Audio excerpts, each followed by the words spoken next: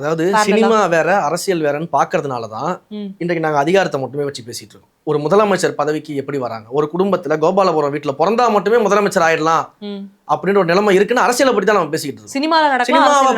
சினிமாவை பத்தி நீங்க பேசணும் அப்படின்னா இன்றைக்கு உதயநிதி ஸ்டாலின் ஒரு ப்ரொடக்ஷன் கம்பெனி வச்சிருக்காரு. இன்றைக்கு அவருடைய மகன் அந்த ப்ரொடக்ஷன் கம்பெனி வராரு, அவரும் ப்ரொடியூசர் ஆகிறாரு, நம்ம பேச முடியும். நாங்க அதை பேசலையே. நாங்க என்ன சொல்லிட்டு இருக்கோம், நீங்க அரசியலுக்குள்ள ஒரு இளந்தென்றல் இன்பநிதிக்கு ஒரு மன்றத்தை கொண்டு வரீங்க அப்படின்னு தான் நம்ம கேட்கறோம். உங்களுடைய குடும்பத்துடைய தொழிலுக்கு பயன்படுத்திட்டு சினிமால முன்னிலைப்படுத்துறது தப்பு இல்லைன்னா இதுவும் தப்பு இல்லைன்னு எடுத்துக்கலாம். சினிமான்றது தொழில் மேடம், புரியுங்களா? அதை ஒருத்தர் இன்வெஸ்ட்மெண்ட் பண்றாரு, படம் எடுக்கிறாங்க, அதுல ப்ராஃபிட்டோ லாஸோ அது ஒரு தொழில். அரசியல் தொழில் கிடையாது. அதை நம்ம முதல்ல புரிஞ்சுக்கணும். நீங்க பண்ற திட்டங்கள் எல்லாமே உங்களுடைய காசு கிடையாது.